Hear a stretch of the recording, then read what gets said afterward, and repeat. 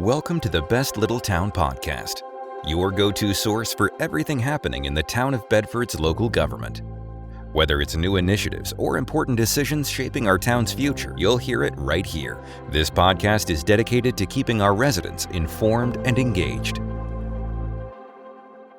Hello, this is Bart Warner, Bedford Town Manager, welcoming you to the August 27th, 2025 edition of the Best Little Town Podcast. This is a communication effort in cooperation with our media partners at Media Squatch to provide information about town business and activities, particularly in light of town council meetings. Of course, we record this the day after every council meeting, and that means we met last night on Tuesday, August the 26th. Start with, we had a very good crowd, a lot of people in attendance, which was greatly appreciated.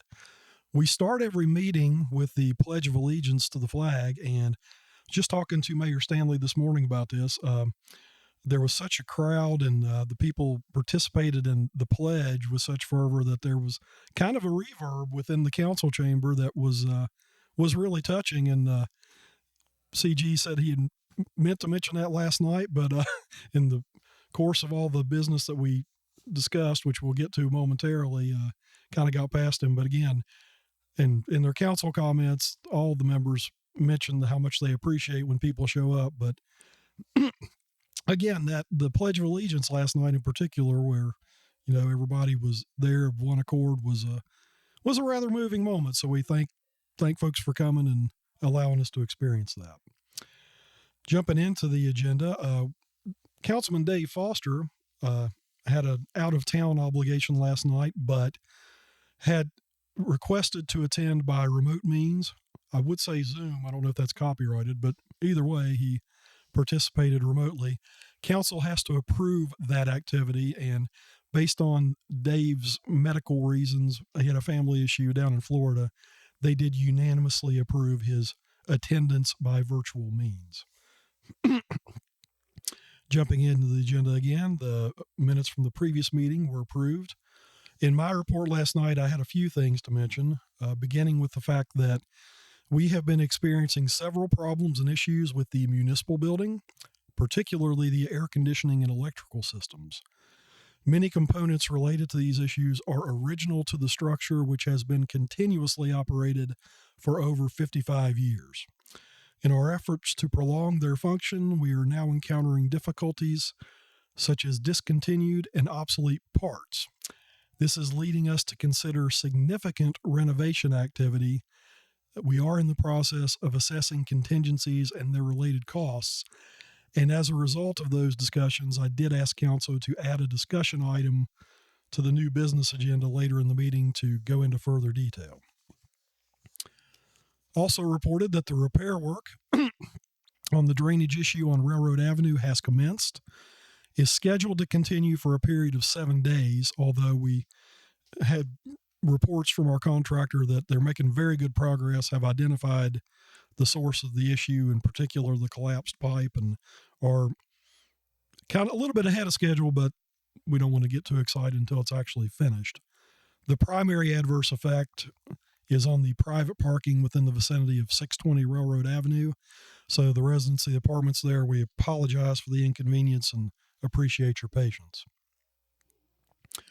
I was pleased to report that once again, the town of Bedford has been awarded a Certificate of Excellence in Financial Reporting by the Government Finance Officers Association, and I passed along my personal thanks and recognition to Ann Cantrell and all members of the Finance Department in particular for this recognition. On a purely administrative note, but of interest to the public, the Bedford County Board of Supervisors recently changed the date and time of their regular meetings beginning in September in a manner that directly conflicts with town council meetings. Bedford County Board of Supervisors beginning in September will meet on the second and fourth Tuesdays of every month at 7:00 p.m. Coincidentally, we had been having some discussions internally about changing the date and frequency of town council meetings. In light of the county's actions, we are exploring the possibility of town council moving toward one monthly meeting to take place on the third Tuesday of each month. To pursue that, that would require a formal amendment of Section 2-27 of the Town Code, and that is something that's likely to be discussed further. I'll give a little bit more background. We do meet on the second and fourth Tuesdays currently, but we'd like to avoid that conflict with the county to ensure that all our citizens have the opportunity to engage their elected officials. But also the two monthly meetings traditionally in November and December don't take place because of holiday considerations. I can tell you in the month of November this year, the second Tuesday is the Veterans Day holiday, and the fourth Tuesday is the week of Thanksgiving. So we were already kind of looking at having one meeting on the third Tuesday. We expect to take this up again beginning in September and trying to get that taken care of expeditiously for the convenience mainly of our citizens, to make sure they have access to all the public bodies that they want to address. And on that note, in reference to holidays, I mentioned that town offices will be closed on Monday, September 1st, in observance of the Labor Day holiday. The next item on the agenda was appearances before council, which we had several last night, beginning with Pastor John Sines, who offered prayer for the council members and community in general. Next was Steve Rush, who is president of the Bedford International Alliance. Steve provided some background information on BIA, its mission, and its activities, and also reported that they participated in a recent trip to Normandy and presented a gift to the town from an organization in Normandy recognizing the sacrifice of the community and the Bedford boys in particular. Next was Jeremy Chapman, who rose to speak about issues at the farmers market. Again, there have been some concerns about potential activity that may be troublesome, such as loitering, and also the town's response by posting signage, which contains language directly from the town code. Mr. Chapman stated that he has personally not witnessed any trouble or poor behavior, requested that we keep the farmers market area open to the greatest extent possible for the people, and noted that he is a longtime resident. Next, Miss Nikki Clark spoke and advised that she is a walker and enjoys going all around town and frequently stops in the farmers market to take a break and sit, and in so doing has met a variety of people, and she just very much enjoys that opportunity. Stephen Blizzard, a resident of Bedford for 24 years, then rose to speak. He expressed his desire for the town to take down the current signs, which again reference the full provisions of the town code, including the possibility of prosecution. He noted he also uses the market to rest when he's walking from his home, and he also assists in the shower ministry that takes place in an adjacent property nearby. He noted his observation that people use the shelter as a passive place to shelter themselves from sun and rain weather conditions. Tim Brooke then rose to speak. He offered prayer for council and followed up from previous comments that he made at our meeting that took place on August 12th. He noted that the signs have not been taken down per his request and requested that council pursue doing so in an expeditious manner. Robert Garnica, a resident of Burks Hill Road, advised that he's lived here for a couple of years. He enjoys the market area and does not want to see it go bad, particularly the welcoming environment, due to the signage that is posted. Next, Mr. Rick Reynolds rose to speak. He noted that he was born and raised in Bedford. He stopped to use the restroom at the farmer's market recently and noticed that it was locked. He also expressed concern about the language of the signs and the inference that, or the suggestion that he could not purchase a meal and eat it or enjoy the meal at picnic tables without being cited for loitering. He mentioned our marketing campaigns to promote the town and our reference to the identity as the world's best little town, and wanted to know how we can fix the language of the signs that may contradict that message. Next was Jennifer Cohn. Jennifer owns the Little Hour Flower Farm and serves as a vendor for the actual farmers market events. She noted that the current signs that are the subject of concern are basically located right over the slot that they occupy during the market. Ms. Cohn advised that she did not want to completely get rid of signage and that there were some issues related to some activities that do need to be addressed, but we need to find a way to not undo the nature of it being a friendly and a family-friendly in particular place, and having language that potentially alienates people is problematic. Sorry to stumble. I'm trying to read my own handwriting. She did note that the farmers market, in her opinion, is a community place that deserves respect. Next speaker was Wilson Brown, who is the rector of St. John's Episcopal Church. He drove by the market today and shared his impression that it's a site that radiates warmth and hospitality, but his concern is that the signs are somewhat aggressive and threatening, and they discourage people from hanging out. He also noted the slogans we use promoting the positive attributes of our town, and in his opinion, these spot signs currently are too aggressive and communicate an alternative message, which is that we want to keep people out. He also expressed concern that this impacts the most vulnerable, that the homeless population typically do not have places to be or to go, and there ought to be a better way to address this issue in changing the signs, removing the signs, or identifying some other alternative. The next speaker was Christopher Carey, who noted that he's lived in Bedford all his life. The market has been something that he has long enjoyed. He shared his view that there may be some people from outside of the community who may be causing problems with regard to poor behavior and the homelessness situation. He suggested that the loitering language on the sign could be amended, but also asked people to take into account the problems surrounding Bedford.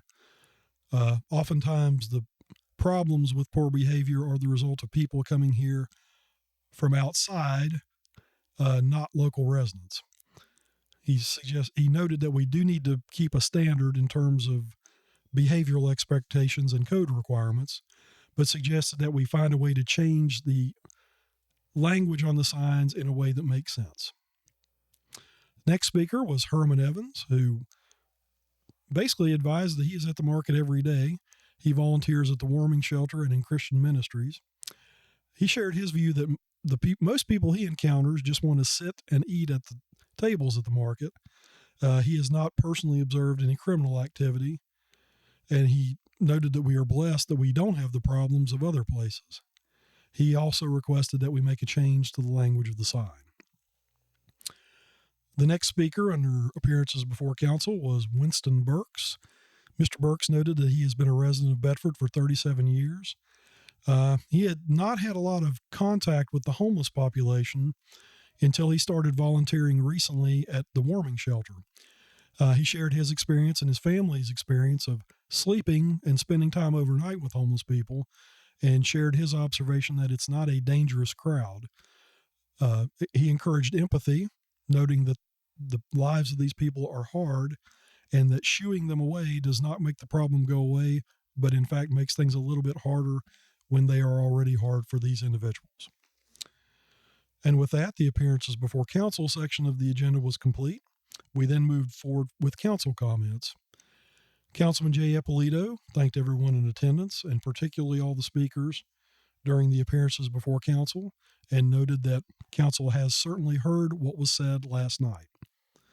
Councilman Todd Foreman echoed the comments, welcoming people and thanking them for their attendance. Councilman Stacy Haley expressed his thanks for the prayers that were offered, both by Reverend Sines, but also by Tim Brooke, and I failed to mention that Mr. Herman Evans also opened his comments with a prayer for the community. He stated that he had listened to people talking about the market and shared his view that there were some issues and events that led to the signs being posted that some people find offensive currently. He shared his view that there have been some things going on that people did not see, and that there had been some issues of vandalism that are documented by police reports. He did share his view that the language of the sign certainly can be adjusted based on the feedback we received, but also wanted to make it clear from his point of view that people were aware that these signs were posted in response to requests for action and to things that had happened in the past. Councilman Dwight Evans thanked everyone in attendance, noted that he does listen and takes into consideration the comments. Of course, he noted his view that council's role is to make decisions based on the community as a whole. Sometimes those are not agreeable to everyone, and sometimes they raise questions about the precise details. He did share some positive comments about the recent Bedford Town Carnival / County Fair, which took place at Liberty Lake Park this past weekend, and also expressed his thanks to Bedford County for installing the new pickleball facility at their park facility, which they own and operate on Bedford Avenue in the middle of town. Councilman Dave Foster gave a shout out to Ann Cantrell and the finance crew for the award they received from the Government Finance Officers Association and shared his view of their excellent performance in general. Vice Mayor Updike thanked everyone in attendance, also expressed his thanks to Ann Cantrell and the finance staff. He repeated some further positive comments that he had received about the county fair, shared his observation that it was well run and well maintained, and expressed specific thanks to all the speakers who shared prayer for the council and the community. Mayor C.G. Stanley concluded council comments with his portion. He thanked the pastors and all the additional prayers. He noted that he had attended the pickleball dedication of the county's facility the previous week and commented that it is a fast-growing sport and noted his experience with it in traveling and observing it as he goes in various places for his personal recreational uses. He noted that he attended the county fair with his oldest grandchildren this past weekend. They had a great deal of fun. He advised that he will get feedback from staff regarding the impacts on our facilities, but in his view, it appears to have been a successful event. He thanked Steve Rush, who incidentally is also a former mayor of Bedford, for presenting the gift from the folks in France. And he also congratulated Ann Cantrell on the achievement recognition by GFOA. CG then spoke to the sign issues, and he noted that perhaps the language is a bit harsh. He noted the opinions of the people who perceive it to be that way and suggested that it should be evaluated. He appreciated the concerns and compassion expressed for others and generally the community positive comments and the way that people have presented their points of view. He shared his view that the intent of the signs was never to discourage ministry activities or any services to the homeless, but rather it was an attempt to address direct complaints from businesses about some after-hour activities and some direct comments that have been received in previous council meetings during appearances before council. The sign is essentially an enforcement tool. Again, a lot of times our police department, given the limitations on their ability to do their work, sometimes we have to do things like post signs such as no trespassing and no loitering, which frankly do not communicate a friendly message, but are necessary to allow us to enforce the laws, particularly trespassing on private property. CG indicated we want to strike the right balance to allow things to continue, but also to provide a safe space. The next item of business was revisions to the agenda, and there were a couple. We did rearrange agenda items a bit to allow the Liberty High School student body president to present ahead of the public hearing, and also to add an item of new business regarding discussion of municipal building issues. With that said, the next item of business was a request to close streets from Liberty High School. The Liberty High School Student Council Association requested that council authorize the closing of College Street, Peak Street, Bridge Street, and Main Street on Wednesday, October 8th, 2025 for the annual homecoming parade, which is scheduled to begin at 5:30 p.m. on that date. Present to make the request was Miss Victoria Coles, who is the current SCA president, and she formally presented the request, noting the details and the history of the event, and did an excellent job and was very eloquent in her remarks. On a motion by Dwight Evans, seconded by Vice Mayor Updike, the request to close streets was unanimously approved. And again, the Liberty High School Homecoming Parade will take place Wednesday, October 8th, beginning at 5:30 p.m.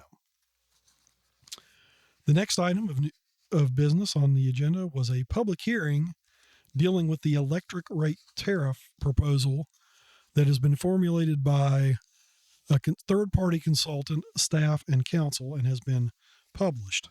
The beginning of the public hearing was occupied by Mr. Bart Krebs, who was with Raftellus. They are the third-party consultant who we engaged to evaluate our current electric rates, our current financial situation, trends in the market, and trends in the operation in general, and also some potential proposals to address those.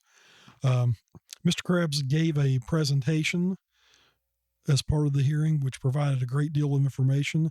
We are posting that presentation separately online on our website at www.bedfordva.gov. If you'd like to receive a hard copy of that, that's also a possibility. You can contact me directly. I have that. My email is bwarner@bedfordva.gov. Again, I'm not going to attempt to recap all the information that Mr. Krebs shared.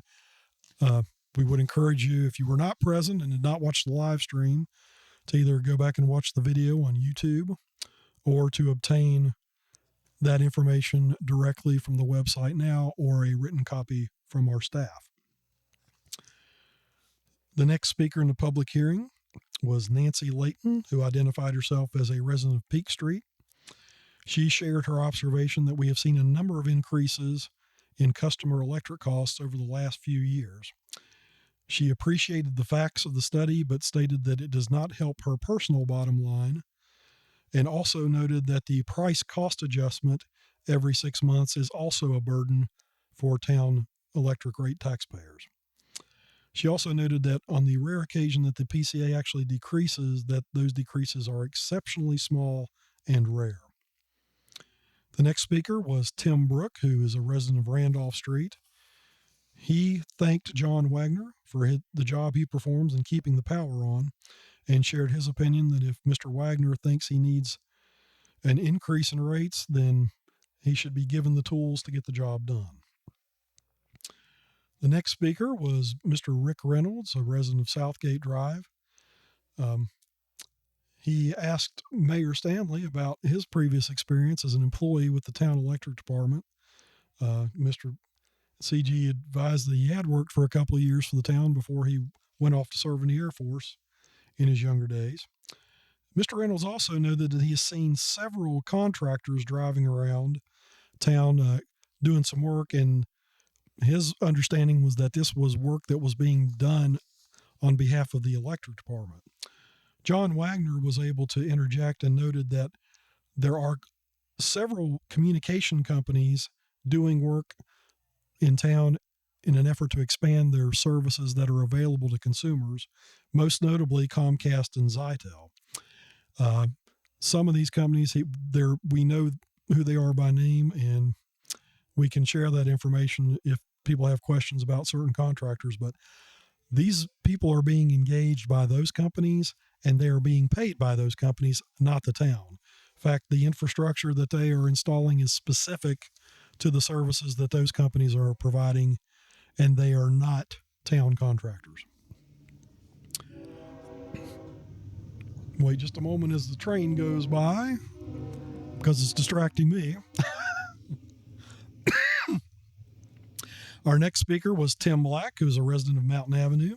Of course, Tim is also a former mayor of Bedford, and shared his perspective that he is intimately involved with the cost structure of the utility.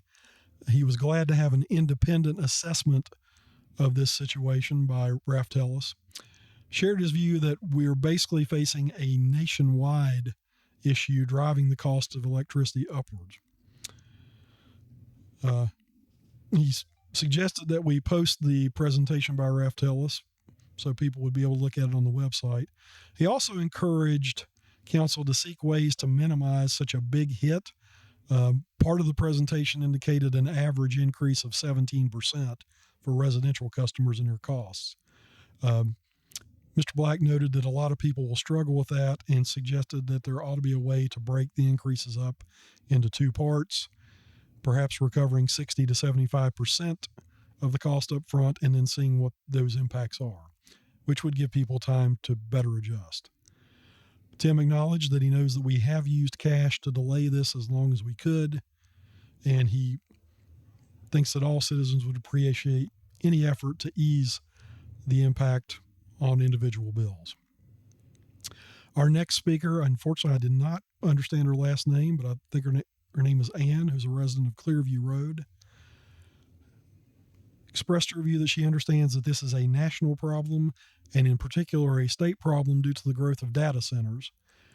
In Virginia, we are not keeping up with demand and costs are being passed on to us. Unfortunately, this has a larger effect on senior citizens who are on a fixed income. She suggested that we seek provisions to provide relief to the greatest extent possible to offset those impacts and ask council to reach out to the state and federal government to demand more generation of energy to offset this issue.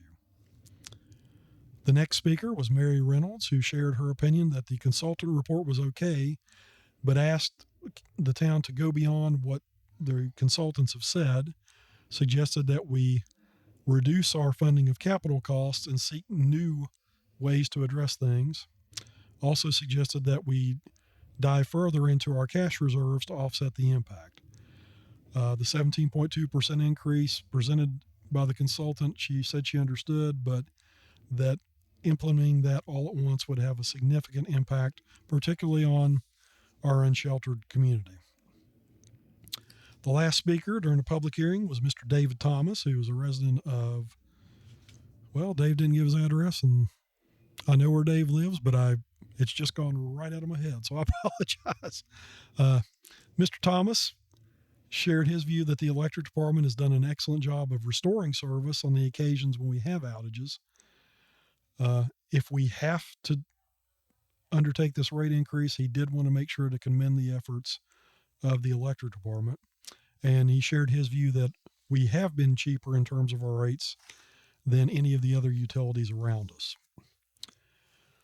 That concluded the public hearing. The next item was new business, and the first item was a discussion of the proposed electric rate tariff for fiscal year 26. We outlined the procedural issues that led us to that discussion last night and how we have arrived here. And there basically was a robust discussion about the proposal. Essentially, there was an ordinance presented for consideration to adopt the recommendations of the consultant Raftelis and to implement those. There was a motion made by Mayor Stanley to adopt that ordinance, seconded by Vice Mayor Updike. Again, there was considerable discussion by council about the concerns, particularly impacts on citizens and residents and customers, also recounting the history of what's led us to this point. John Wagner, the electric director, offered some input as well, noted he particularly is very concerned about the impact on customers, and also provided some very specific details related to the increase in costs. Also noting that, in fact, we have underfunded capital significantly, and we are already in a situation where we have been using cash reserves to offset these impacts. As part of the discussion, Councilman Stacey Haley offered an amended motion to recover half of the recommended costs at this time and to defer the costs later to assess their impacts. That motion was seconded by Councilman Jay Ippolito. The discussion of that basically led to the fact that since we have not been recovering our costs, we have already experienced a decrease in our cash position down to about $8 million, I think is what was reported. If we continue to do that, we could be facing a loss of as much as $1 million by the time we would address it again in January. And that would be the height of the winter peak season, which would have also an impact anyway. The amended motion presented by Mr. Haley and seconded by Mr. Ippolito failed on a vote of 5 members against, 2 members for.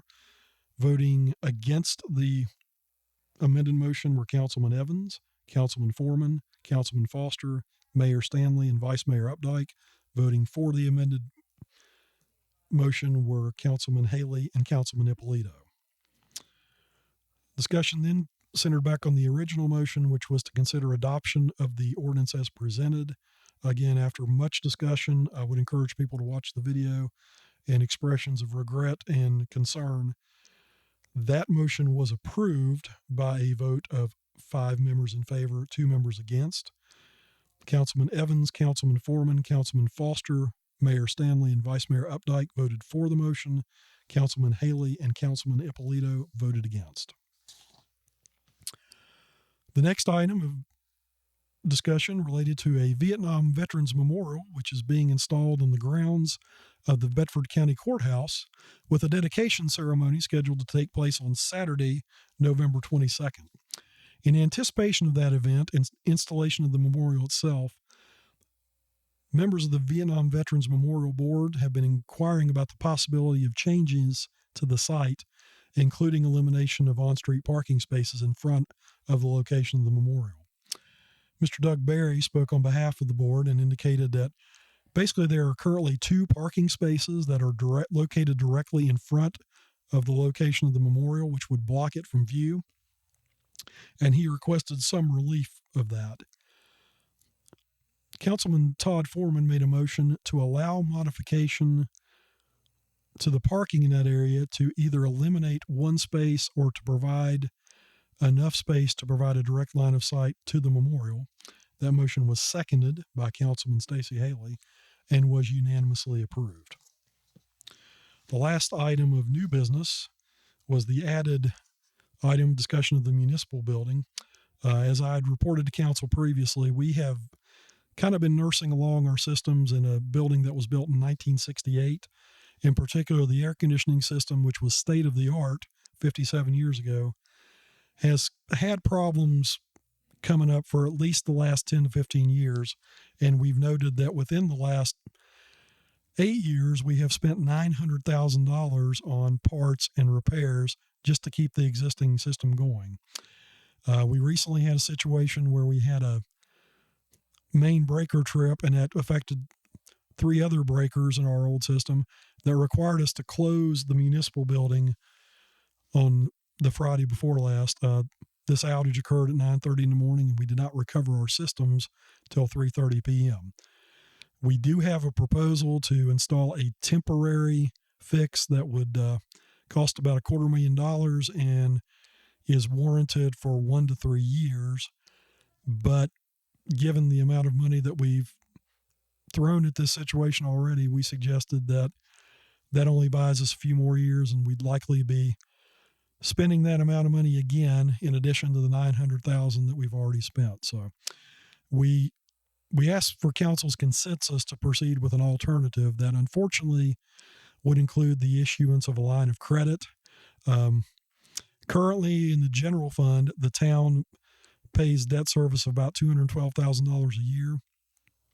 That was scheduled to go away in 2028.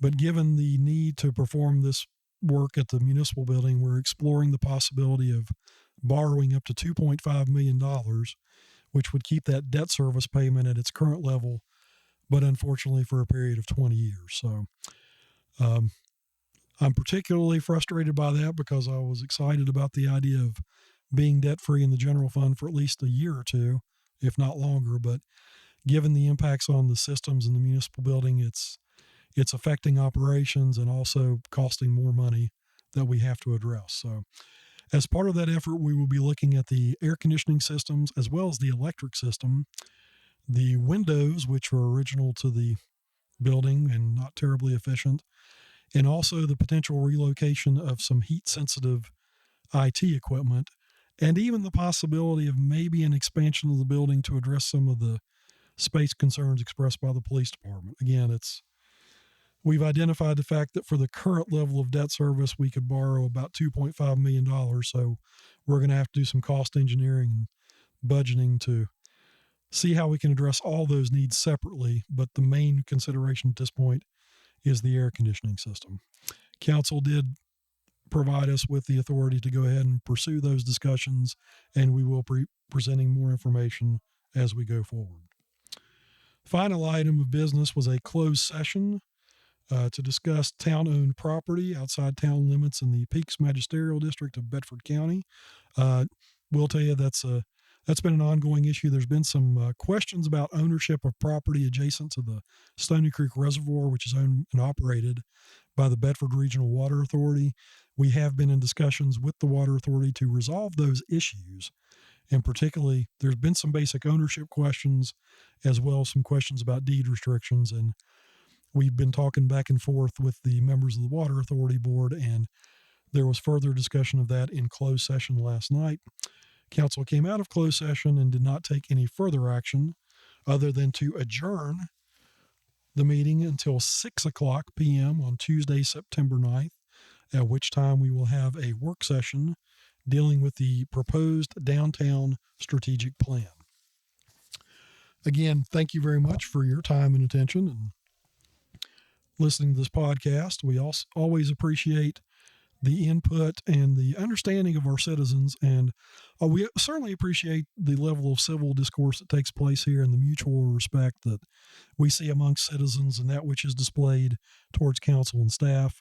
One of the great things about Bedford, in addition to its natural beauty, is the beauty of its people and our ability to share grace with one another and work together to identify differing points of view, but to try to reach consensus in moving forward. So certainly something we don't take for granted. And as a resident here, it's not something I take for granted, and certainly something I appreciate personally.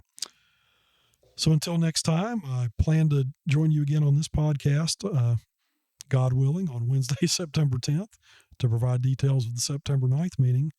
In the meantime, we hope everyone experiences good health as back to school season approaches, that all is well with students and their families. And we very much appreciate you joining us and your interest in living in the world's best little town.